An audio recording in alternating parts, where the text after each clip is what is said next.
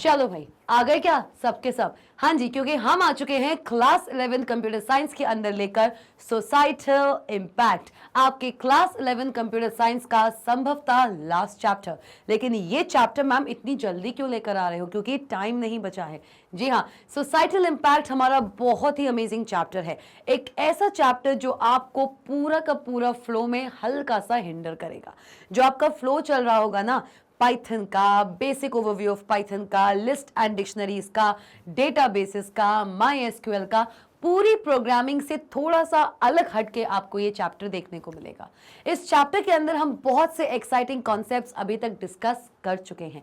Last जो हमारा concept था जो आप सबके सामने आया, वो था आपका डेटा प्रोटेक्शन के बारे में, कि क्यों जरूरी होता है एक डेटा को प्रोटेक्ट करके रखना, और क्यों आज की दुनिया में डेटा एक बहुत ही क्रूशियल एलिमेंट है। तो मैम, आज आप क्या करने वाले हो? प्रीवियस सेशन में आपने एंड किया था आईपीआर के बारे में बताकर, इंटेलेक्चुअल प्रॉपर्टी राइट के बारे में बताकर, और इंटेलेक्चुअल प्रॉपर्टी राइट को आप कैसे क्लेम कर सकते हो कॉपीराइट, ट्रेडमार्क एंड पेटेंट की हेल्प से। तो आज आप डेटा प्रोटेक्शन पार्ट 2 में क्या लेकर आए हो? तो भाई हम लेकर आए हैं इन ट्रेडमार्क, कॉपीराइट और आपके पेटेंट को अगर कोई भी व्यक्ति वायलेट करता है, इन्फ्रिंज करता है, तो उसके अगेंस्ट क्या क्या लीगल एक्शंस हो सकते हैं। तो ये सारी की सारी चीजें जानना भी जरूरी है। आपके पर्टिकुलर आईपीआर के अंदर जितनी भी चीजें हैं, अगर आप उनको वायोलेट करते हैं तो आप पे क्या क्या लीगल पेनल्टीज हैं, आज उनके बारे में जानते हैं। लेकिन इससे पहले कि ये अमेजिंग सा सेशन शुरू हो, आप सब जानते हैं mangetbrains.com क्लासेस किंडरगार्टन से लेके क्लासेस 12 तक सारी क्लासेस के लिए बहुत सारा अच्छा कंटेंट लेकर आता है। सारी क्लासेस हम यहाँ पर कवर करते हैं वेल स्ट्रक्चर्ड फॉर्मेट। आपके e notes and B books की हेल्प से हम आपकी एग्जामिनेशन की तैयारी को और भी ज्यादा लेवल अप और भी ज्यादा बूस्ट अप करने की कोशिश करते हैं।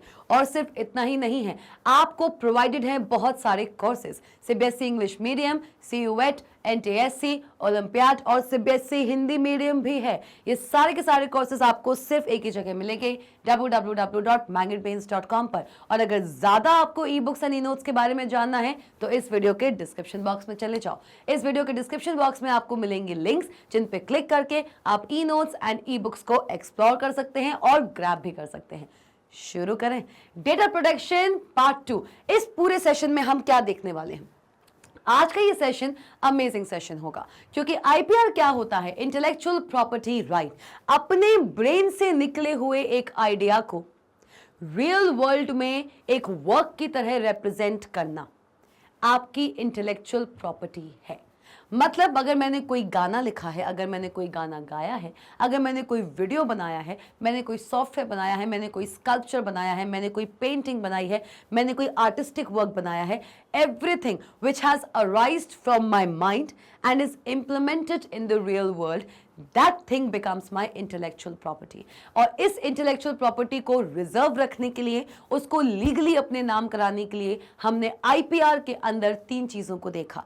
इंटेलेक्चुअल प्रॉपर्टी राइट के अंदर हम 3 चीजें देखे थे: कॉपीराइट कराना किसी भी वर्क का, ट्रेडमार्क कराना किसी भी वर्क का, या किसी भी इन्वेंशन को पेटेंट कराना अपने नाम पे। चलो अब देखते हैं कि आईपीआर को अगर आप वायोलेट करते हो तो क्या क्या तरीकों से आप वायोलेट कर सकते हो, वो कौन कौन सी चीजें हैं जो वायोलेशन ऑफ आईपीआर के अंडर आती हैं, और आप पे क्या क्या पेनल्टीज लग सकती हैं। चलो, violation of intellectual property right में happen in one of the following ways. सबसे पहला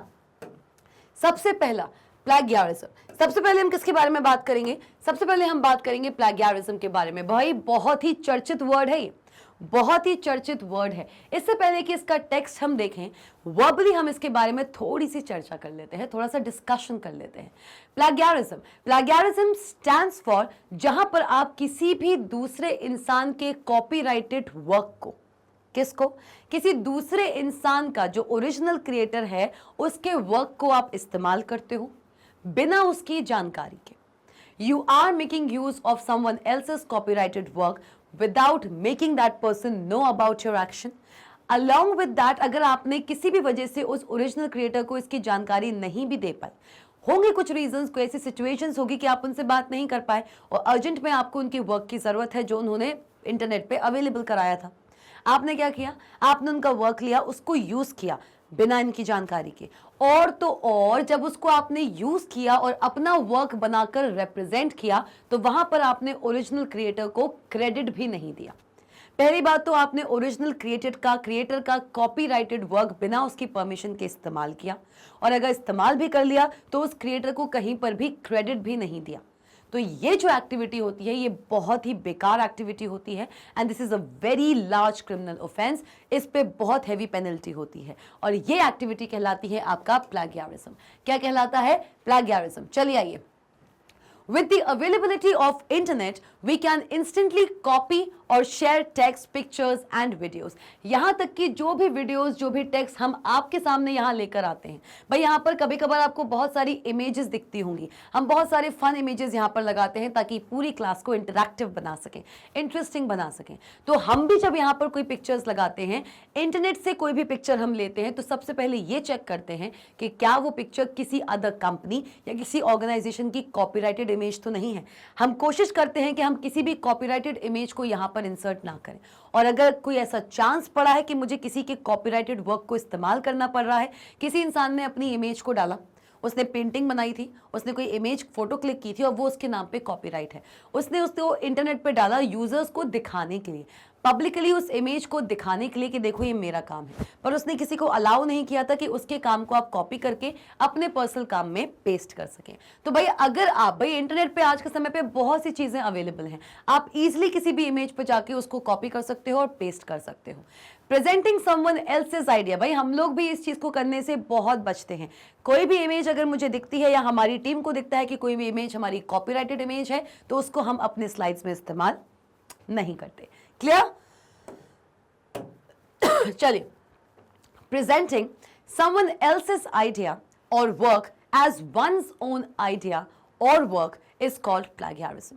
आप किसी अदर इंसान के काम को या उसके वर्क को अपने काम की तरह या अपने वर्क की तरह जब रिप्रेजेंट कर दो without giving any credit to that person, उसको हम प्लैगियरिज्म बुलाते हैं, उस चीज को हम प्लैगियरिज्म बुलाते हैं। क्लियर हुआ?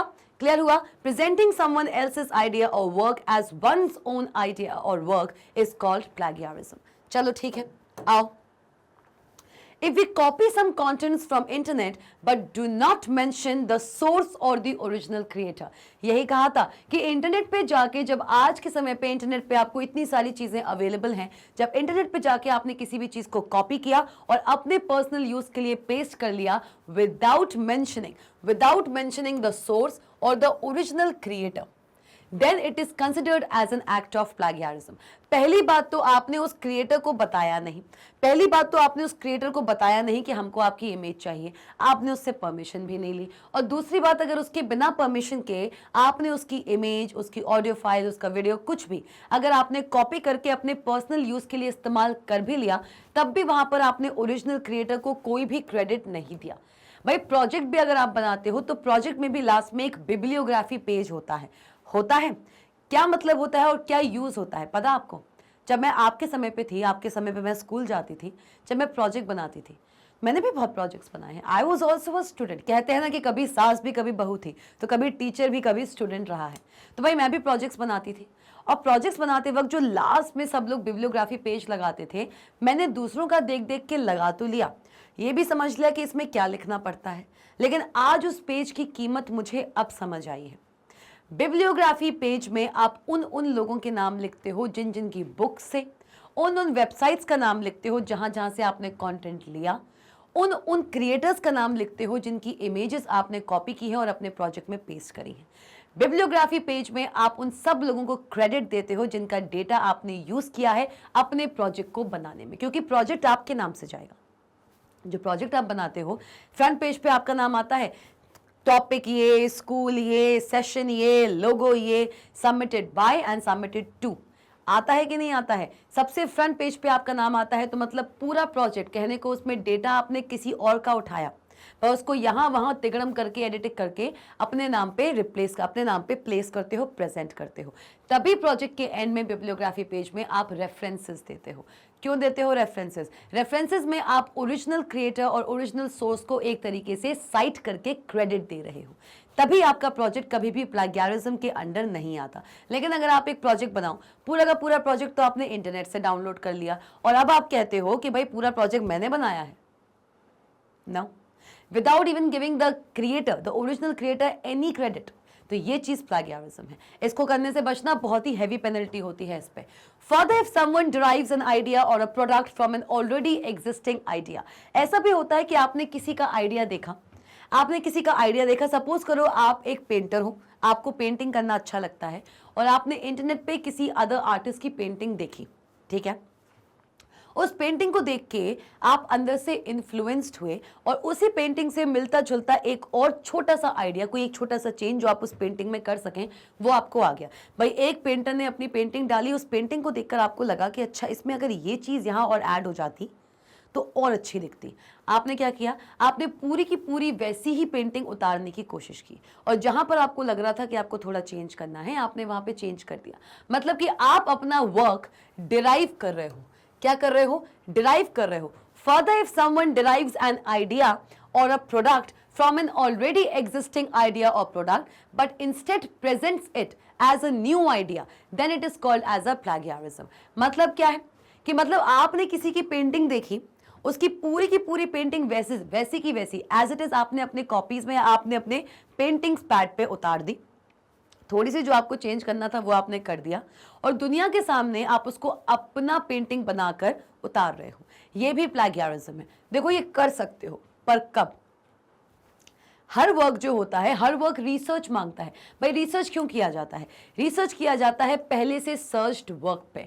जो चीज़ पहले से ही सर्च हो चुकी हो उस पर हम फिर से रिसर्च करते हैं ताकि इस बार रिसर्च करने पे एक नई चीज़ उसमें से निकाल सकें, राइट? इसलिए हम रिसर्च करते हैं। तो रिसर्च तो आपका लीगल है ना। तो भाई लेकिन प्लैगियरिज्म में ये क्यों आ गया? मेरे सामने एक पेंटिंग थी, मुझे वो अच्छी लगी, मुझे लगा कि इस पेंटिंग में अगर ये चीज़ यहाँ पर मैं ऐड कर दूँ तो ये पेंटिंग और अच्छी हो जाएगी। तो फिर ये प्लैगियरिज्म क्यों है? प्लैगियरिज्म ये इसलिए है क्योंकि आपने पूरा का पूरा जो पेंटिंग है वो किसी और का लिया, अपना बस इतना सा इनपुट दिया। आप अगर ये करना चाहते भी थे तो जो उसका ओरिजिनल क्रिएटर था, पहले आपको उसको बात करनी चाहिए थी, आपको वो चीज़ उसको कन्वे करनी चाहिए थी, आपको वो चीज़ उनको बताना चाहिए था और फिर वो अगर आपको परमिशन देते तब आप उनकी पेंटिंग्स को यहाँ पे एक्सेस कर सकते हैं। अब मैम दुनिया में तो ना जाने कौन कहाँ बैठा है, किस किस तरीके से कहाँ से अपनी चीज़ों को इंटरनेट पर अवेलेबल करता है। अब अगर मुझे उसकी चीज़ की ज़रूरत है तो मैं कहाँ से उससे कॉन्टैक्ट करूँ? भैया हर कॉपीराइट इंसान जो होता है, जिसका कॉपीराइट मटेरियल होता है, उसका मेल आईडी ज़रूर वहाँ मेंशन होता है। आप वहाँ पे जाइए और उससे बात कर सकते हैं। प्लस कुछ ऐसे कॉपीराइटेड मटेरियल्स भी होते हैं जहाँ पे खुद क्रिएटर, पब्लिक उसको यूज़ कर सके, पब्लिक उसके वर्क को यूज़ कर सके, वो खुद पहले से ही अलाउ करके रखता है। तो पेंटिंग भी ऐसी उठाओ जो पहले से ही अपने साथ लाइसेंस लेके चली हो कि अगर आप चाहें तो आप इस पेंटिंग को उतार सकते हैं, अपना वर्क उसमें ऐड करके अपने वर्क की तरह प्रेजेंट कर सकते हैं। कॉपीराइटेड जो पेंटिंग्स होती हैं, कॉपीराइटेड जो वर्क होते हैं, उसमें भी कुछ ऐसी छूट होती है कि जो ओरिजिनल क्रिएटर है उसने कहा कि मैं पब्लिकली इसे अवेलेबल कर रहा हूं, तो कोई लोग अगर इसको कॉपी करके कुछ अपने चेंजेस करना चाहें तो वो कर सकते हैं, लेकिन ये जो ओरिजिनल क्रिएशन है वो मेरे नाम रहेगा।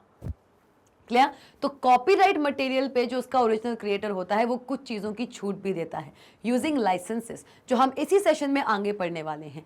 GNU GPL that is one प्रकार का लाइसेंस होता है, that is general public licence, and CC license, creative common licenses. ये दो तरीके के लाइसेंस हैं जो हम आगे पढ़ने वाले हैं, चिंता नहीं करो। चलो तो भाई प्लैगियरिज्म क्या क्या होता है? प्लैगियरिज्म होता है किसी और का काम बिना उसकी जानकारी के इस्तेमाल करना, और अगर इस्तेमाल कर रहे हो तो उसको कहीं क्रेडिट भी नहीं देना। तीसरी बात, अगर आप किसी का काम इस्तेमाल कर रहे हैं, उसका काम इस्तेमाल करने के बाद उसमें थोड़े बहुत चेंजेस करके अपने काम की तरह प्रेजेंट करना without the respective creators permission. ये तीनों ही एक्टिविटी आपके प्लैगियरिज्म के अंदर आती हैं। चलो, it is a serious ethical offence. भाई प्लैगियरिज्म बहुत ही सीरियस एथिकल ऑफेंस होता है and sometimes considered as an act of fraud. और कभी कभार तो इसको आप फ्रॉड की गिनती में भी ला देते हो कि आपने फ्रॉड किया है किसी के साथ। Even if we take contents that are open for public use, भाई जो चीजें पब्लिक के लिए ओपन है कि वो उसको आसानी से यूज कर सकते हैं। We should cite the author और सोर्स टू अवॉइड प्लैगियरिज्म। भाई प्रोजेक्ट का एग्जांपल दिया था, ऐसी इमेजेस, ऐसी क्लिप्स जो आपके पब्लिकली अवेलेबल है कि आप उसको इस्तेमाल कर सकें, तो उसको इस्तेमाल कर लो, लेकिन अपने प्रोजेक्ट में, अपने प्रैक्टिकल में, जहां पर भी आप उसका इस्तेमाल कर रहे हैं, वहां पीछे ओरिजिनल क्रिएटर को हमेशा क्रेडिट दिया करो। इससे आप प्लैगियरिज्म से बच जाओगे। अगर आप पे कोई क्रिएटर कभी भी उसे दिख गया कि आपने ये काम किया है, हो सकता है आपने प्रोजेक्ट बनाया, प्रोजेक्ट आपके टीचर्स को इतना पसंद आया कि उन्होंने स्कूल की वेबसाइट पे उस प्रोजेक्ट को डाल दिया एज एन एग्जाम्पल बच्चों के लिए कि आप चाहें तो इस प्रोजेक्ट को पढ़ सकते हैं, बहुत ही अच्छा कंटेंट, बहुत ही अच्छी तरीके से बनाया गया है। इससे इन्फ्लुएंस हो जाइए तो ऑनलाइन आ गया आपका प्रोजेक्ट। अब आपके प्रोजेक्ट को जो कॉपीराइटेड जो मटेरियल है उसमें, उसके ओनर ने कहीं वो घूम रहा होगा या उसने इंटरनेट को ऐसे सर्व किया होगा, उसने वो देख लिया और उसने अपना पूरा का पूरा कंटेंट वहां देख लिया, तो वो आप पे क्लेम कर सकता है। लेकिन कब क्लेम नहीं कर पाएगा? जब वो देखेगा कि पीछे आपने उस क्रिएटर को क्रेडिट दिया हुआ है। क्लियर हो गया? चलो क्लियर हो गया भाई? चलो अब बात करते हैं कॉपीराइट इन्फ्रिंजमेंट। भाई मैंने बात किया है प्लैगियरिज्म की। प्लैगियरिज्म क्या है? Copyright infringement. तो भाई इससे पहले कि हम कॉपीराइट इन्फ्रिंजमेंट की बात करें, एक कॉपीराइट क्या होता है पहले ये जानते हैं। चलिए आइए भाई, क्या होता है कॉपीराइट? आ जाओ, क्या होता है कॉपीराइट? हमने बात किया था अपने प्रीवियस सेशन में कि कॉपीराइट हम देते हैं, कि भाई कॉपीराइट हम देते हैं किसको? किसको देते हैं हम? कॉपीराइट देते हैं किसको? क्रिएटिव वर्क्स को। किसको भाई? क्रिएटिव वर्क्स को। जितने भी क्रिएटिव वर्क्स होते हैं, जो कि आपके कौन कौन से हो सकते हैं? क्रिएटिव वर्क्स जो कि आपके आर्टिस्टिक हो सकते हैं और लिटरेरी भी हो सकते हैं। आर्टिस्टिक भी हो सकते हैं और लिटरेरी भी हो सकते हैं। क्रिएटिव वर्क्स जो कि आर्टिस्टिक भी हो सकते हैं और लिटरेरी भी हो सकते हैं, उन वर्क्स को हम कॉपीराइट करते हैं। भाई मैंने कोई भी गाना बनाया, मेरा उस पर लीगल कॉपीराइट है, ठीक है, मुझे उस गाने के लिए अलग से कॉपीराइट लेने के लिए कहीं पर भी अप्लाई नहीं करना पड़ेगा। कॉपीराइट ऑटोमेटिकली ग्रांट होता है to the original creator. You do not have to apply or you do not have to file an application in the government to get a copyright on to something. मैंने अगर कोई चीज बनाई है, मैंने उसको पब्लिकली डिस्प्ले किया है, that means I have a copyright on that thing. चलो कॉपीराइट का इन्फ्रिंजमेंट। इन्फ्रिंजमेंट बोले तो वायोलेशन। इन्फ्रिंजमेंट का क्या मतलब होता है?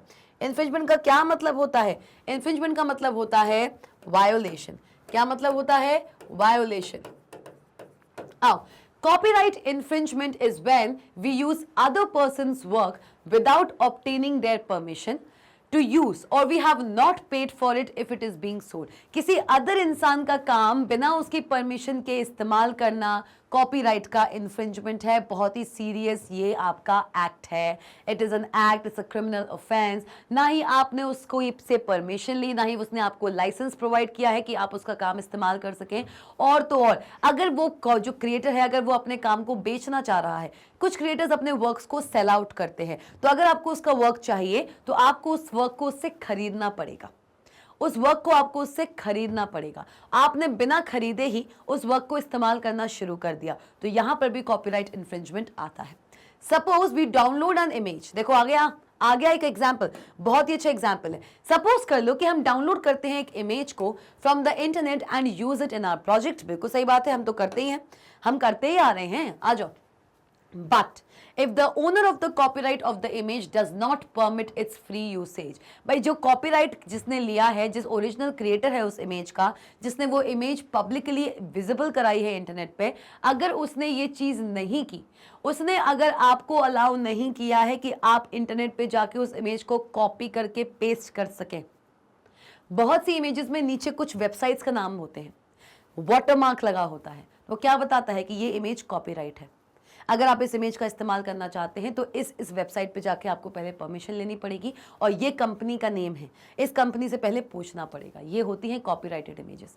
बहुत सी इमेजेस देखी होंगी, नीचे एक वेबसाइट का लिंक आता है इमेज के जस्ट नीचे, और इमेज के बैकग्राउंड में बहुत से ना यूआरएल्स चलते रहते हैं, या किसी कंपनी का नाम लिखा रहता है, टेस्ला, टेस्टबुक, ऐसे लिखा रहता है। लिखता है कि नहीं लिखता है? तो वो इमेजेस जो होती हैं वो कॉपीराइटेड इमेजेस होती हैं। अगर आप उनको इस्तेमाल करना चाहते हो तो पहले उस ऑर्गेनाइजेशन से जाके परमिशन लेनी पड़ेगी, क्योंकि उसने आपको पब्लिकली डिस्प्ले कराने के लिए वो इमेज इंटरनेट पे ला ली है कि पब्लिक इसको देख सके, लेकिन पब्लिक इसको अपने पर्सनल काम के लिए यूज कर सके वो उसने अलाउ नहीं किया। तो but if the owner of the copyright of the image does not permit its free usage, then using such an image even after giving reference of the image, कहने को तो उसमें पहले से ही मेंशन था कि वो कॉपीराइटेड इमेज है, आपने क्या किया, उसने कहा अरे हटो क्या करना, कोई दिक्कत नहीं है, क्या करना इनसे परमिशन लेके, नाम लिखा है कोई दिक्कत नहीं है, इमेज को आपने किया राइट क्लिक, कॉपी इमेज किया, अपने प्रोजेक्ट पे जाके पेस्ट कर दिया, भैया पेस्ट तो हो जाएगी, इमेज इंटरनेट पे डली है, कॉपी भी हो जाएगी, पेस्ट भी हो जाएगी, सेव भी हो जाएगी।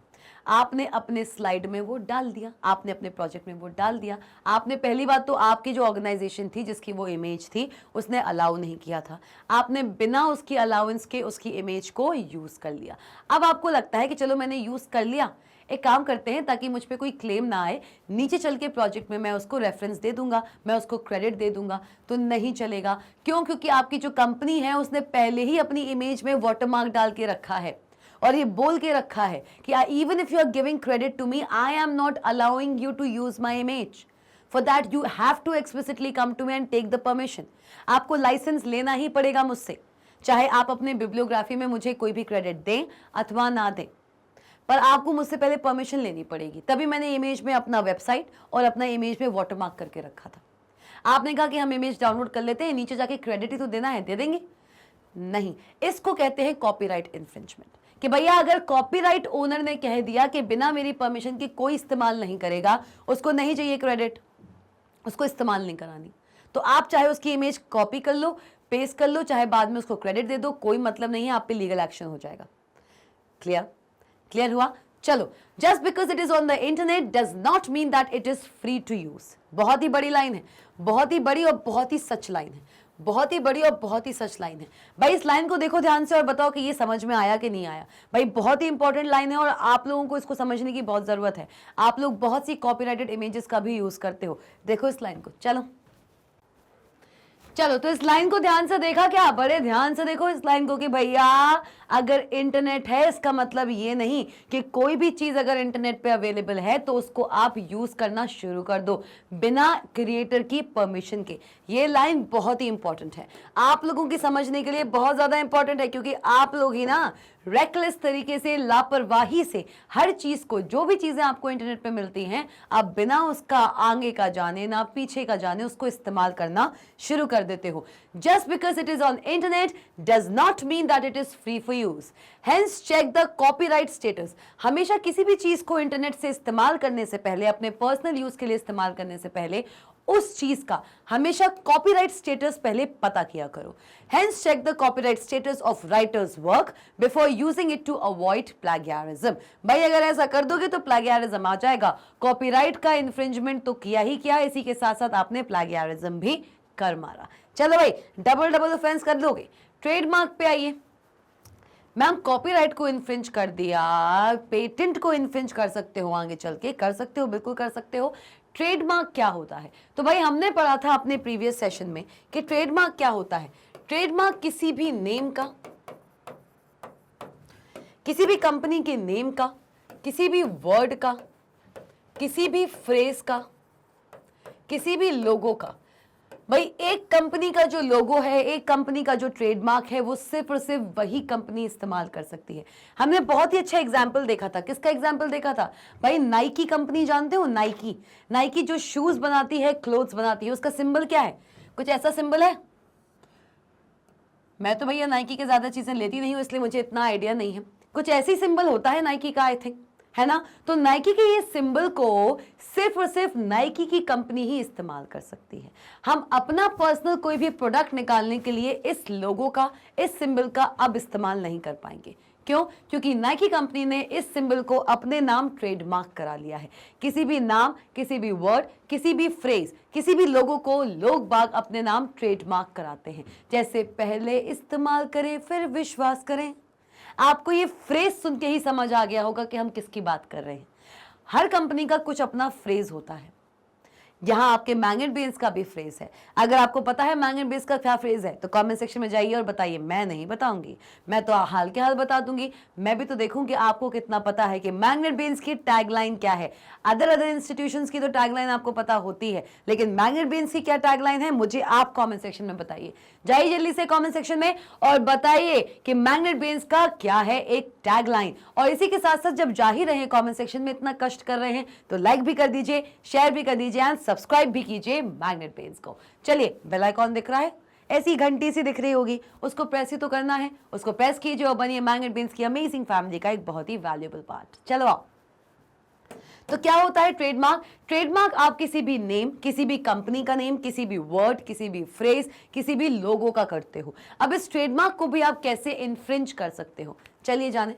Trademark infringement means unauthorised use of others trademark on products and services. आपने, जैसे मैं हूं या हम मैग्नेट बेन्स से हैं, हम मैग्नेट बेन्स का अपना खुद का लोगो है। क्या है? हमारे मैग्नेट बेन्स का अपना खुद का लोगो है। ये बात मैंने आपको तब भी बताई थी जब हमने डेटा प्रोटेक्शन पार्ट 1 को पढ़ा था। किसको पढ़ा था? डेटा प्रोटेक्शन पार्ट 1 को पढ़ा था। हमारा अपना खुद का लोगो है कुछ इस तरीके का। अब इस लोगो को कोई भी अदर एडटेक प्लेटफॉर्म इस्तेमाल नहीं कर सकता और हम किसी अदर एडटेक प्लेटफॉर्म के लोगो का इस्तेमाल नहीं कर सकते।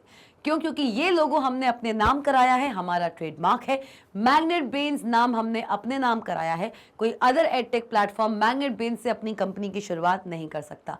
लेकिन कोई एक ऐसा व्यक्ति, कोई एक ऐसा ऑर्गेनाइजेशन जो किसी अदर कंपनी के द्वारा यूज किया गया नेम, उसका लोगो, उसका सिंबल, उसके प्रोडक्ट्स को अगर अपने प्रोडक्ट्स बनाकर सेल करने की कोशिश करेगा तो वो ट्रेडमार्क को इन्फ्रिंज करेगा।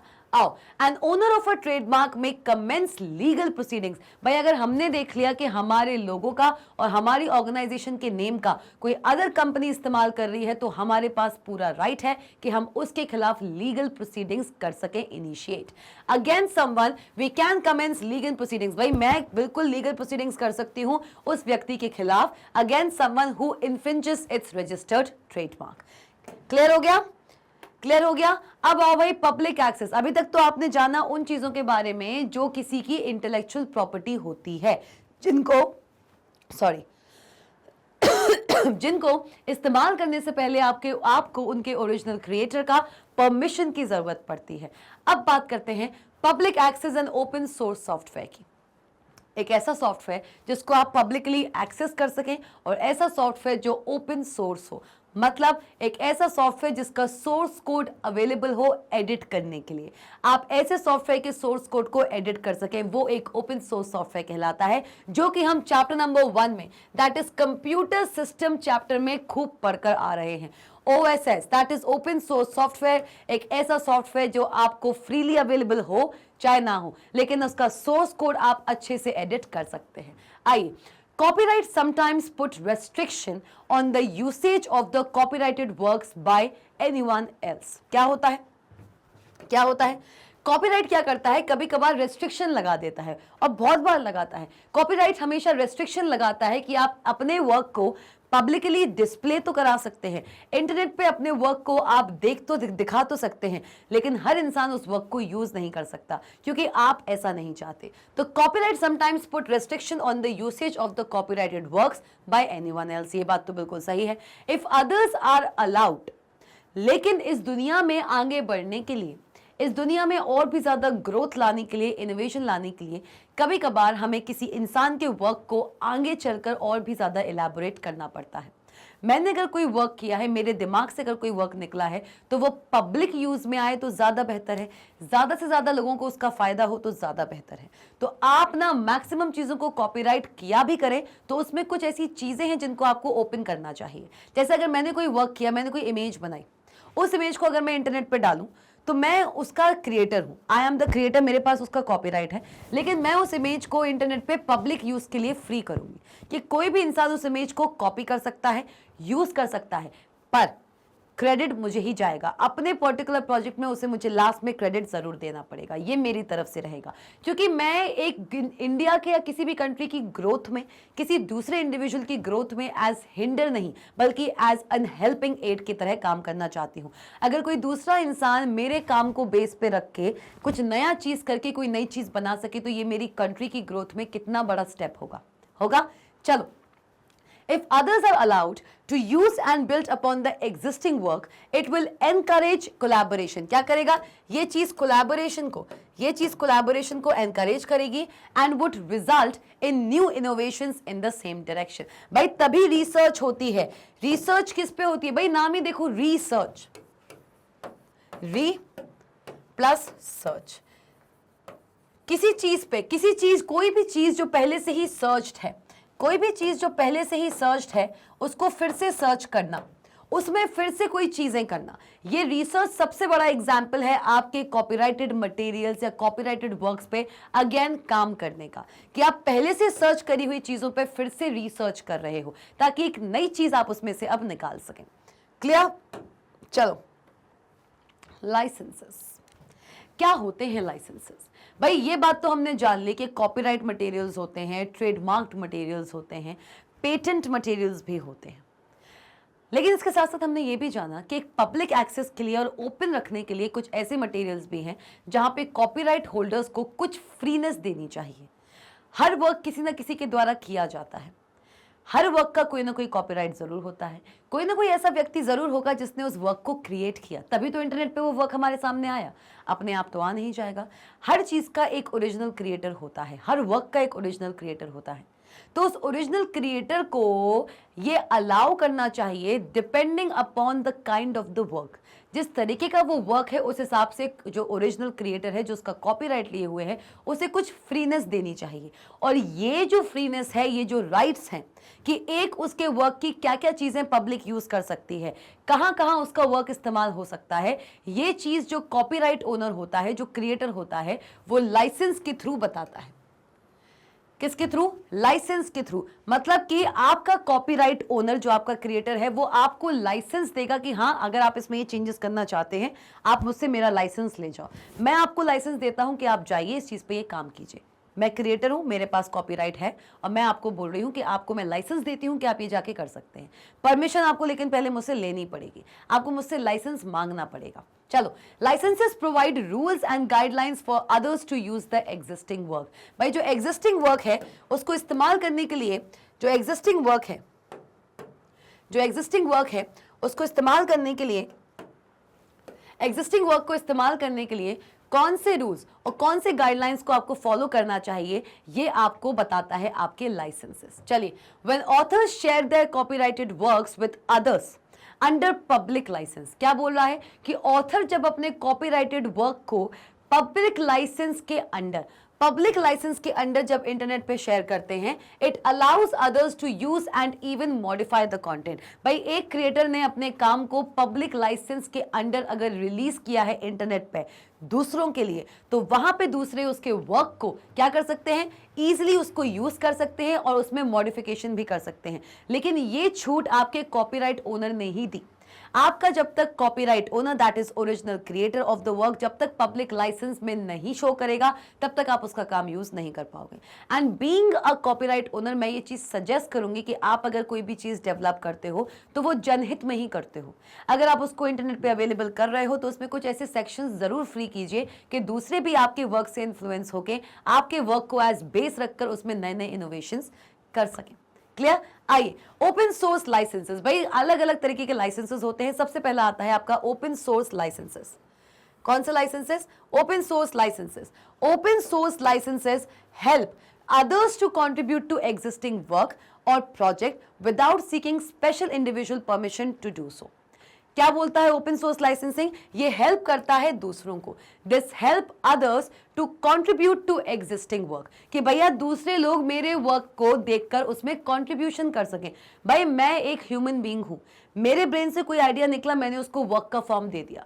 हो सकता है मेरे वर्क से इन्फ्लुएंस होकर कोई दूसरा ह्यूमन बीइंग उसमें और भी अच्छी चीज बता दे, है ना? तो मुझे अपने वर्क को इस तरीके से रिप्रेजेंट करना है कि उसमें ग्रोथ हो सके। आ जाओ, ओपन सोर्स लाइसेंसेस हेल्प करते हैं दूसरों को कि वो दूसरों के एग्जिस्टिंग वर्क पे कंट्रीब्यूट कर सकें without seeking special individual permission to do so. मतलब कि ओपन सोर्स लाइसेंस, अगर मैं एक कॉपीराइट ओनर हूं और मैंने अपने वर्क को ओपन सोर्स लाइसेंस के अंदर, किसके अंदर, ओपन सोर्स, मैंने अपने वर्क को ओपन सोर्स लाइसेंस के अंदर अगर रिलीज किया है, मैंने अपने वर्क को अगर ओपन सोर्स लाइसेंस के अंडर अगर रिलीज किया है, तो मेरे वर्क को कोई भी इस्तेमाल कर सकता है बिना मुझसे एक्सप्लिसिटली परमिशन लेकर। उसे फिर से मेरे पास आकर परमिशन लेने की जरूरत नहीं, क्योंकि मैंने अपने वर्क को पहले से ही ओपन सोर्स लाइसेंस के तहत रिलीज कर दिया है। उसका कॉपीराइट मेरे पास है, उसका क्रेडिट ओरिजिनल क्रिएटर हमेशा मैं ही कहलाऊंगी या मैं ही कहलाऊंगा, लेकिन दूसरे लोग बिना मेरी परमिशन के अब उस वर्क को इस्तेमाल जरूर कर सकते हैं एज अ बेस। क्लियर? ये एक फैसिलिटी है जो कि एक ओपन सोर्स लाइसेंस प्रोवाइड कराता है, और ओपन सोर्स लाइसेंस में किसी भी वर्क को रिलीज करने के लिए जो कॉपीराइट ओनर है उसी को ये काम करना पड़ता है। चलो, the GNU that is general public licence, इसको हम बोलते हैं क्या, इसको हम बोलते हैं GNU GPL। क्या बोलते हैं? GNU GPL। GNU GPL बोले तो क्या होता है GNU GPL का मतलब? GNU GPL and the creative Commons, भाई दो तरीके के लाइसेंस होते हैं, एक होता है GNU GPL लाइसेंस और दूसरा होता है क्रिएटिव कॉमन्स लाइसेंस। दो लाइसेंसेस होते हैं, याद रखना, two types of licences. Question आएगा बिल्कुल। दो तरीके के लाइसेंस होते हैं भाई, कौन कौन से? दो लाइसेंस जो आपको अलाउ करते हैं, ये दोनों लाइसेंस आपके कॉपीराइट ओनर के द्वारा दिए जाते हैं, और यही लाइसेंसेस नॉर्मल पब्लिक को अलाउ करते हैं कि आप किसी क्रिएटर के वर्क को इस्तेमाल कर सकें। सबसे पहला है आपका GNU। जैसे कि आप सब जानते हैं GNU एक सॉफ्टवेयर है जो कि यूनिक्स नहीं है। GNU इज नॉट यूनिक्स, एक ऐसा सॉफ्टवेयर जो एक OS की तरह भी काम करता है, एक एप्लीकेशन सॉफ्टवेयर की तरह भी काम करता है, और कभी कभार तो एक यूटिलिटी प्रोग्राम की तरह भी काम कर लेता है। GNU एक यूनिक्स नहीं है, GNU का फुल फॉर्म ही है GNU इज नॉट यूनिक्स। मैंने बहुत ट्राई किया, आपको पता, बीइंग अ टीचर भी मैंने बहुत ट्राई किया GNU के बारे में जानने के लिए कि GNU का आखिर फुल फॉर्म क्या है। हर जगह मुझे सिर्फ एक ही चीज मिली है, that GNU is not Unix, यही इसका फुल फॉर्म है। क्लियर? अगर आपको मिल जाए तो बता देना मुझे भी, मुझे तो नहीं मिला GNU का फुल फॉर्म। चलो ठीक है, GNU GPL। GPL का मतलब क्या होता है? General public licence. क्या होता है? General public licence. आ जाओ, GNU GPL बोले तो जनरल पब्लिक लाइसेंस। क्या बोलता है जनरल पब्लिक लाइसेंस? देख लो क्या बोलता है। दो तरीके के लाइसेंसेस है भाई, एक है आपका GNU GPL और सेकंड है आपका CC लाइसेंस। कौन सा? दूसरा है आपका CC लाइसेंस। CC बोले तो भाई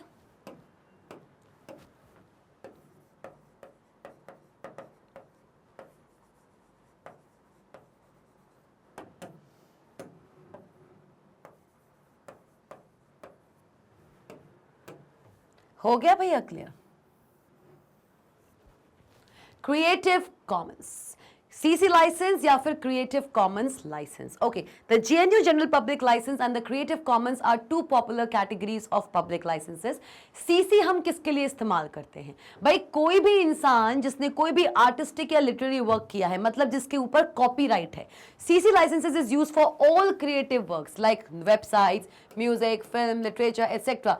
CC enables the free distribution of an otherwise copyrighted work। भाई जिन्होंने भी इस पूरे के पूरे कामों को किया है, अगर वो CC लाइसेंस देते हैं तो मतलब इन कामों को कोई भी इंसान फ्रीली इस्तेमाल कर सके।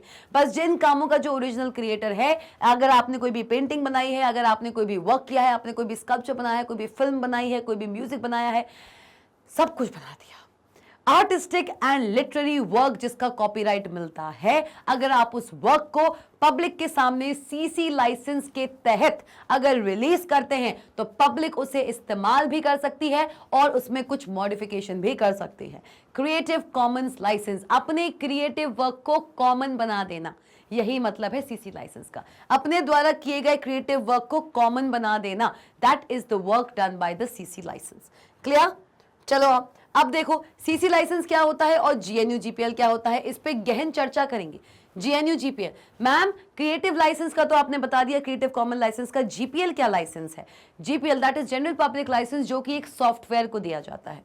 अगर आपने कोई भी सॉफ्टवेयर डिजाइन किया है और अगर आप उसको पब्लिक हित में ओपनली डिक्लेयर करना चाहते हो, ओपनली फ्री करना चाहते हो सबके लिए कि वो उस पर यूज कर सके, उसमें मॉडिफिकेशन भी कर सकें, तो आप उसको GNU GPL लाइसेंस प्रोवाइड करते हो। GPL लाइसेंस सिर्फ और सिर्फ सॉफ्टवेयर के लिए होता है। आ जाओ, इट इज यूज, भाई सीसी की बात चल रही है अभी, ठीक है, सीसी लाइसेंस की बात चल रही है, अभी हम सीसी लाइसेंस की बात कर रहे हैं। चलो, it is use when an author wants to give people the right to share, use and build upon a work that they have created. कि भाई अगर एक ऑथर, यहां पे हम एक नॉवल की बात करते हैं, नॉवल को बेस लेकर चलते हैं, अगर एक ऑथर चाहता है कि दूसरे लोग उसके काम को शेयर करें, आपस में यूज करें और उसके काम को बेस रख के उस पर कुछ और भी चेंजेस करें, तो वो ऑथर अपनी कहानी को, अपने नॉवल को सीसी लाइसेंस के तहत रिलीज करता है। किसके तहत? सीसी लाइसेंस के तहत रिलीज करता है। अब बात करेंगे GPL की, that is general public licence. General public licence is primarily design for providing public licence to a software. याद रखना ये बात भाई, महानुभावों ये बात कतई भूल ना जाना, ये बात कतई भूल ना जाना, बिल्कुल याद रखना भाई। सीसी बात कर ली, GPL एक ऐसा लाइसेंस है जो कि आप किसी भी सॉफ्टवेयर के फ्री यूसेज के लिए देते हैं। आ जाओ, GNU GPL is another free software license which provides end users the freedom to run, study, share and modify the software। भाई आप एक सॉफ्टवेयर को रन करा सकते हो फ्रीली, स्टडी कर सकते हो उस पूरे सॉफ्टवेयर को, शेयर कर सकते हो उस सॉफ्टवेयर को अदर लोगों के साथ, और उस सॉफ्टवेयर को आप इवन मॉडिफाई भी कर सकते हो अगर वो एक ओपन सोर्स सॉफ्टवेयर हुआ तो, अगर वो एक ओपन सोर्स सॉफ्टवेयर हुआ तो, वरना नहीं, ठीक है, वरना नहीं। बिसाइड्स गेटिंग रेगुलर अपडेट्स, भाई रेगुलर अपडेट्स भी मिलेंगे आपको सॉफ्टवेयर में, प्लस आप ये सारे के सारे काम भी कर पाओगे उस सॉफ्टवेयर में। क्लियर? चलो, यूजर्स और companies who distributes GPL licenses works में charge a fee for copies. भाई अब ये पैसे कैसे कमाएंगे? भाई अगर सॉफ्टवेयर को आप फ्रीली दे दोगे कि वो फ्रीली यूज हो सके, फ्रीली उस पर डिस्ट्रीब्यूट हो सके, फ्रीली शेयर हो सके, यहाँ तक कि उसका सॉफ्टवेयर भी आप मॉडिफाई कर सको, तो जब इतनी चीजें आप फ्री कर रहे हो तो आपकी कमाई क्या होगी? आपने इतना काम किया, आपने इतने एफर्ट्स डाले, तो भाई आपको फ्रीली फ्रीडम मिला किस चीज में है? किसी भी सॉफ्टवेयर को रन कराने में, उसको स्टडी करने में, उसको शेयर करने में, उसे मॉडिफाई करने में। लेकिन उस सॉफ्टवेयर को खरीदना पड़ेगा, पहले क्रिएटर से उसको खरीदो, खरीदने के बाद आप इनमें से कोई भी काम कर सकते हो, आप उसे कहीं भी रन करो, आप उसे कितने लोगों पे भी शेयर करो। वो भी हर सॉफ्टवेयर के साथ ये कंडीशन नहीं है, हर सॉफ्टवेयर के साथ ये कंडीशन नहीं है, याद कर लो। फ्रीवेयर, शेयरवेयर है ना, कॉपी लेफ्टेड, अलग अलग टाइप के सॉफ्टवेयर होते हैं और अलग अलग टाइप के सॉफ्टवेयर को अलग अलग GPL लाइसेंसेस मिलते हैं। क्लियर हुआ? हर सॉफ्टवेयर की आप कॉपीज बनाकर डिस्ट्रीब्यूट नहीं कर पाते हो, वो GPL के अंडर नहीं आता है। समझ गए? समझ गए भाई? बहुत ध्यान से देखना, कंफ्यूजन नहीं चाहिए बिल्कुल भी। आ जाओ, आ जाओ। The distinguishes the GPL licence from freeware software. Freeware software कौन सा सॉफ्टवेयर होता है? जो आपको फ्रीली अवेलेबल है, जिस पर किसी का कॉपीराइट है लेकिन उसने कुछ भी ऐसा नहीं किया। चलो, licences like Skype, Adobe Acrobat Reader. Freeware software की लाइसेंसेस अलग होते हैं, जैसे कि Skype software, Adobe Acrobat Reader etcetera, that allow copying for personal use but prohibit commercial distribution. आप इन सारे के सारे सॉफ्टवेयर्स को, जितने भी सॉफ्टवेयर ये आपको देखने को मिल रहे हैं,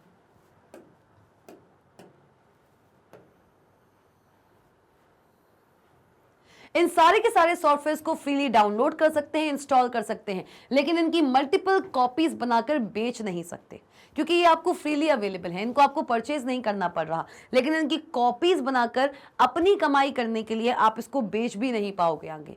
फ्रीली आपको मिल गया, फ्रीली डाउनलोड कर लिया, इंस्टॉल कर लिया, पर आपने तो फ्रीली पा लिया। अब जिसने बेचारे ने ये बनाया था, जिसके पीछे उसकी मेहनत है, उसने आपको फ्री में प्रोवाइड किया है, और आप उसका सॉफ्टवेयर लेके अपने तिगड़म लगा के आगे कॉपीज उसकी बेच दो, अपना कमाई कर लो। नहीं, ये जितने भी ये फ्रीवेयर सॉफ्टवेयर होते हैं, इनको आप इजीली डाउनलोड कर सकते हो, बट ये आपको अलाउ करते हैं कि आप उसे पर्सनल यूज के लिए यूज कर लें।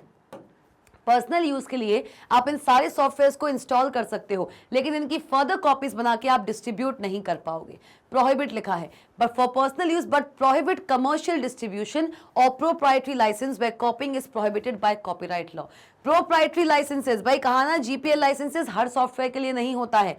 प्रोप्राइटरी लाइसेंसेज मतलब कि ऐसे सॉफ्टवेयर जो आपको पहले खरीदने पड़ते हैं, आप बिना खरीदे उन सॉफ्टवेयर को ना ही डाउनलोड कर सकते हो ना ही इंस्टॉल कर सकते हो। तो भाई कॉपीराइट का तो भूल ही जाओ, कॉपिंग का तो भूल ही जाओ। एक सॉफ्टवेयर किसी एक यूजर को ही बेचा जाएगा, ना ही आप उस पर्टिकुलर सॉफ्टवेयर की कोई मल्टीपल कॉपीज बना पाओगे, ना ही आप उसके सोर्स कोड में कुछ एडिटिंग कर पाओगे। आपने खरीदा है, जो फैसिलिटी आपको सॉफ्टवेयर देता है उसको बस एक्सरसाइज करो, दैट्स इट। उसको कॉपी करके यूज करके उसको डिस्ट्रीब्यूट करना अलाउड नहीं है प्रोप्राइटरी लाइसेंस के अंदर।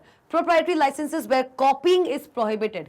किस लॉ के अकॉर्डिंग, किस लॉ के तहत? भाई कॉपीराइट लॉ के तहत आप एक पर्टिकुलर प्रोप्राइटरी सॉफ्टवेयर को परचेज तो कर सकते हो पर उसको फर्दर कहीं डिस्ट्रीब्यूट नहीं कर सकते according to copyright law. Clear? Clear हो गया? क्लियर हो गया भाई? बता दो जल्दी से। Many of the proprietary software that we use are sold commercially। जितने भी proprietary software हम इस्तेमाल करते हैं, जैसे कि आपका MS Office, बड़ी दुख की बात है कि अभी भी हम MS Office पायरेटेड वर्जन ही इस्तेमाल कर रहे हैं, लेकिन वो एक समय तक चलते हैं, उसके बाद उसमें परफॉर्मेंस डिग्रेड होने लगती है। चलो, many of the proprietary software that we use are sold commercially and their program code, source code are not shared or distributed। भाई जितने भी proprietary softwares हैं, भाई अगर मैं MS Office की बात करूं, MS ऑफिस को हम यूज़ करते हैं, उसको खरीदते हैं। खरीद करने के बाद जैसे मैंने खरीदा MS ऑफिस को, मैंने उसको परचेज किया क्योंकि वो एक प्रोप्राइटरी सॉफ्टवेयर था। प्रोप्राइटरी सॉफ्टवेयर खरीदने के बाद मैंने उसमें काम किया, जो जो फीचर्स वो सॉफ्टवेयर मुझे प्रोवाइड करता है मैंने वो सारे यूज़ किए, लेकिन मैं उसके सोर्स कोड को फर्दर कॉपी करके किसी और को डिस्ट्रीब्यूट नहीं कर पाऊंगी। क्यों? क्योंकि ये जो मुझे सॉफ्टवेयर मिला है ये मुझे प्रोप्राइटरी लाइसेंस के अंडर मिला है और प्रोप्राइटरी लाइसेंस कॉपीराइट लॉ को अबाइड करता है, जहां पर फर्दर कॉपीज आप उस सॉफ्टवेयर की बना के कहीं पर भी डिस्ट्रीब्यूट नहीं कर सकते। अब आपको लगा कि भाई हमने तो खरीद लिया, MS ऑफिस हमने खरीदा है, अब उसको आगे हम चाहे जितनों में बांटें, आपको क्या करना? मैंने माइक्रोसॉफ्ट से MS ऑफिस खरीद लिया, ठीक है, माइक्रोसॉफ्ट कंपनी से, अब मैं उसकी कितनी भी कॉपीज बनाकर बेचूं, आपको क्या? क्यों नहीं भाई? मैं आपने मुझसे खरीदा क्योंकि आपको पर्सनली उस पर काम था, अब मेरा काम भी आप करोगे क्या? हम MS ऑफिस बेच रहे हैं तो हम ही बेचेंगे, आपको चाहिए था आपने ले लिया, खत्म। अब आगे उसकी कितनी कॉपीज कहाँ कहाँ जाएंगी ये हम देखेंगे, आप नहीं। कि आपने मुझसे इतने में खरीदा फिर आप आगे जाके अपने प्राइस बढ़ा के आप उसकी मल्टीपल कॉपीज बेच दो। और ना ही MS ऑफिस के सोर्स कोड में आप कोई भी चेंजेस कर सकते हो, ना ही उसे कॉपी कर सकते हो और ना ही उसके सोर्स कोड में चेंजेस कर सकते हो, क्योंकि एक प्रोप्राइटरी सॉफ्टवेयर का सोर्स कोड कभी भी ओपन नहीं होता। चलो आप, however there are certain software available freely for anyone and their source code is also open। मतलब कि फ्लॉस की बात हो रही है, राइटर, इम्प्रेस, कैल्क, किसकी बात हो रही है? फॉक्स की बात हो रही है। However, there are certain software available freely for anyone and their source code is also open। ठीक है, for anyone to access, modify, correct and improve। भैया यहाँ पे बात हो रही है free, Libre and open source software की। एक ऐसा सॉफ्टवेयर जो आपको फ्रीली डाउनलोड करने को तो मिलता ही मिलता है, इंस्टॉलेशन भी फ्री है, अलॉन्ग विद दैट आप उस सॉफ्टवेयर के सोर्स कोड में भी चेंजेस कर सकते हैं और उसकी मल्टीपल कॉपीज बना के आप फ्रीली उसे डिस्ट्रीब्यूट कर सकते हैं। Clear? Free and open source software, इसी की बात चल रही थी, has a large community of users and developers who are contributing continuously towards adding new features or improving the existing features। For example, Linux, भाई ऑपरेटिंग सिस्टम की बात करें तो Linux kernel based operating system आपका free and open source system software है। एक ऐसा operating system जो आपको फ्रीली कहीं पर भी इंटरनेट पे मिल जाएगा, उसको आप डाउनलोड कीजिए, इंस्टॉल कीजिए और Linux ऑपरेटिंग सिस्टम के सोर्स कोड में भी आप चेंजेस करके, अगर आप थोड़ा बहुत टेक्निकल पोर्शंस जानते हैं तो आप उसमें चेंजेस करके इसकी मल्टीपल कॉपीज बना के इसको जगह जगह डिस्ट्रीब्यूट भी कर सकते हो। आ जाओ, उबंटू एंड फेडोरा, जैसे कि उबंटू लाइनक्स पे बेस्ड है, लाइनक्स के सोर्स कोड में किसी ने कोई चेंजेस किया होगा और उबंटू नाम का सॉफ्टवेयर बना दिया, इसको एज अ बेस रख के उसने उबंटू को रिलीज कर दिया। Fedora came under FOSS. Clear? Some of the popular FOSS tools are office packages, जैसे कि Libre Office, browsers like Mozilla Firefox. Clear हो गया? क्लियर हो गया? ये सारे के सारे आपके free and open source softwares हैं। बहुत ही इंपॉर्टेंट टॉपिक के बारे में अब हम बात करने वाले हैं, जिसका नाम है सॉफ्टवेयर पायरेसी। क्या नाम है? जिसका नाम है सॉफ्टवेयर पायरेसी, जो आज हमारे इंडिया में सबसे ज्यादा देखने को मिलती है। मैं ये नहीं कहूंगी कि अदर कंट्रीज में ये नहीं होता, अदर कंट्रीज में भी होता है, लेकिन इंडिया में सबसे ज्यादा हमें सॉफ्टवेयर पायरेसी देखने को मिलती है। MS ऑफिस को ही ले लो, मैं किसी अदर सॉफ्टवेयर की बात क्यों करूं? आज भी मैक्सिमम इंस्टीट्यूशंस में भी, not only in Holmes, institutions में भी बहुत से लोग अपने अपने इंस्टीट्यूशंस में जो उनके ऑर्गेनाइजेशंस के हेड हैं, अपने सिस्टम्स में पायरेटेड एमएस ऑफिस चलवा रहे हैं। कंपनी को कितना नुकसान है देख रहे हो। कंपनी कंटिन्यूसली एक सॉफ्टवेयर को निकालने के बाद, भाई सॉफ्टवेयर टेक्नोलॉजी और कंप्यूटर टेक्नोलॉजी एक लौती ऐसा एरिया है जहां पर कंपनी अपने सॉफ्टवेयर को रिलीज करने के बाद भी, एक कस्टमर को अपना प्रोडक्ट डिप्लॉय करने के बाद भी कंटिन्यूसली उस प्रोडक्ट के टच में रहती है। कंटिन्यूस उस प्रोडक्ट को अपडेट भेजना, उसमें कोई भी दिक्कत आए तो अपने इंजीनियर को भेजना, ये सारी चीजें वो प्रोवाइड कराती है हर कंपनी, है ना। तो भाई सॉफ्टवेयर पायरेसी, उसके बाद भी आप उस पर्टिकुलर कंपनी के साथ धोखा करते हो, दगा करते हो। उस पर्टिकुलर सॉफ्टवेयर की मल्टीपल कॉपीज बना के आप यहां वहां बेच देते हो कम दामों में। कंपनी को कितना लॉस है? आ जाओ। Software piracy is the unauthorised, क्या है? क्या है ये? एक अनऑथराइज्ड, क्या बोलोगे भाई? ये एक अनऑथराइज्ड यूज होता है या डिस्ट्रीब्यूशन होता है किसी भी सॉफ्टवेयर का, ठीक है। Those who purchase a license for a copy of the software, जिन्होंने भी किसी भी सॉफ्टवेयर की कॉपी के लिए लाइसेंस परचेज किया है, उनको कोई भी राइट नहीं है। They do not have the right to create multiple copies of that software and distribute it to multiple people. देखो, the one who has purchased a license for a copy of the software do not have the right to make additional copies without the permission of the copyright owner.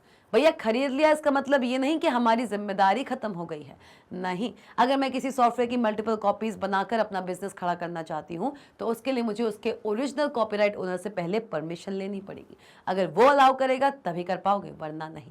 Clear हुआ भाई? कोई भी doubt हो तो बताओ जल्दी से, क्योंकि हम इस सेशन के बिल्कुल अंत पे अब आने वाले हैं।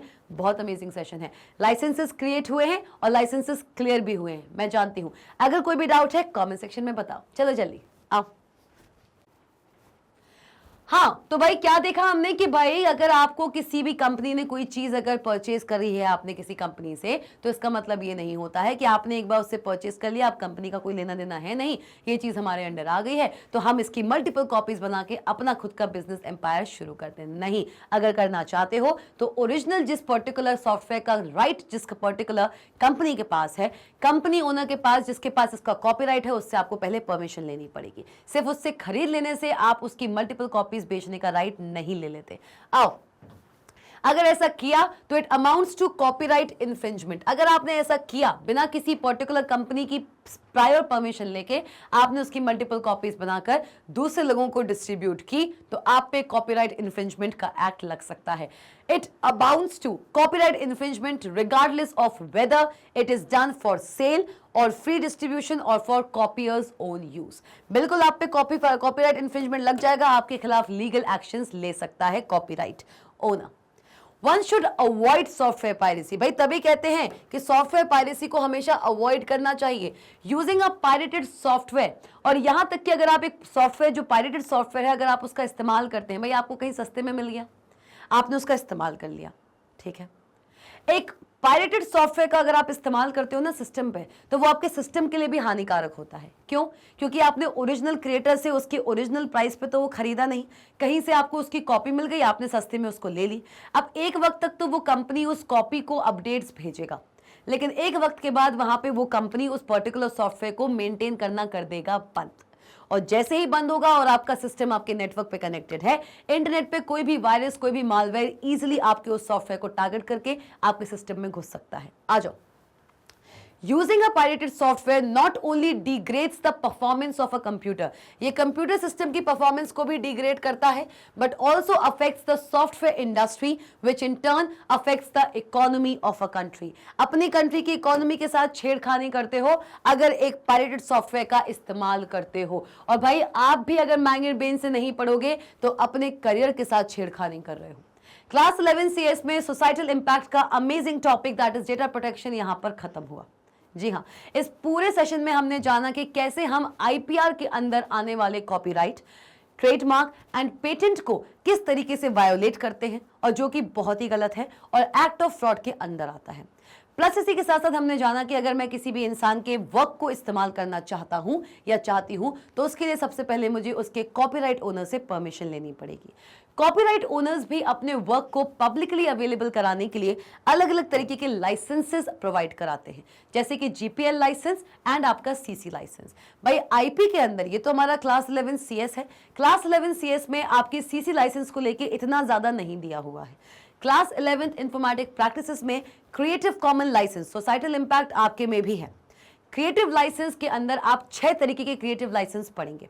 क्रिएटिव कॉमन लाइसेंस, तो क्लास 11 कंप्यूटर साइंस, अगर आप चाहते हैं कि क्रिएटिव कॉमन लाइसेंसेस के वो 6 पार्ट मैं आपको बताऊं तो कमेंट सेक्शन में बताना मत भूलना। आपके सिलेबस में नहीं है वो 6 टाइप्स के सीसी लाइसेंसेस, लेकिन आईपी में है। अगर आप चाहते हैं कि मैं उस पर एक डेडिकेटेड लेक्चर लेके आऊं, कमेंट सेक्शन में बताना मत भूलना। और इसी के साथ साथ लाइक करना भी मत भूलो। लाइक ठोको भैया, ठोको ठोको, कस के ठोको लाइक ठोके, शेयर कीजिए सेशन को अपने friends, family, cousins and classmates के साथ।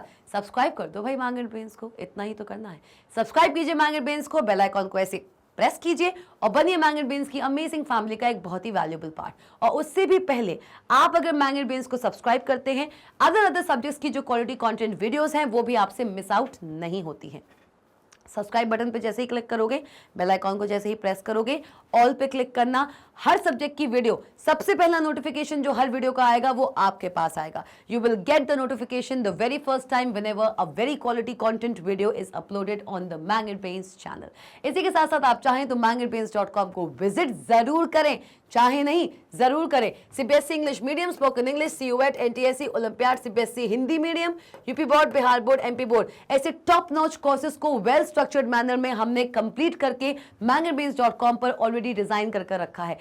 किसके लिए? अपने लिए नहीं, आपके लिए। और जब तक आप इसको विजिट नहीं करोगे तो इन कोर्सेज का कोई फायदा नहीं है। ई बुक्स और ई लिंक्स भी, e books and e notes की लिंक भी आपको डिस्क्रिप्शन में मिल जाएगी। ऐसे ई नोट्स जिनको स्पेशली डिजाइन किया गया है लेटेस्ट एग्जामिनेशन फॉर्मेट में। भाई आपके एग्जाम में किस चैप्टर से कौन से टॉपिक में कितना क्या आएगा, सब कुछ ई नोट्स में है। पूरी बुक नहीं पढ़नी है। किसने कहा कि पूरी बुक पढ़नी है? मत पढ़ो, जितना बोला गया है उतना पढ़ के जाओ। एग्जामिनेशन में ई नोट में जो लिखा है सिर्फ वही पढ़ना है, पेपर फोड़ के आओगे।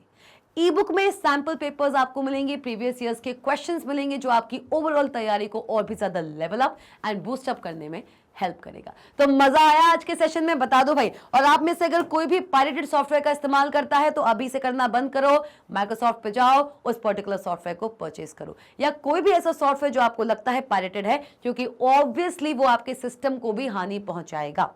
सस्ते के चक्कर में, फ्रीनेस के चक्कर में अपने कंप्यूटर सिस्टम को हानि पहुंचाना बंद करो। मिलते हैं नेक्स्ट अमेजिंग ऐसे ही सेशन के साथ सोसाइटल इंपैक्ट में। अब नेक्स्ट आपको वीडियो मिलेगा साइबर क्राइम के ऊपर। चलिए मिलते हैं नेक्स्ट सेशन में। Stay tuned.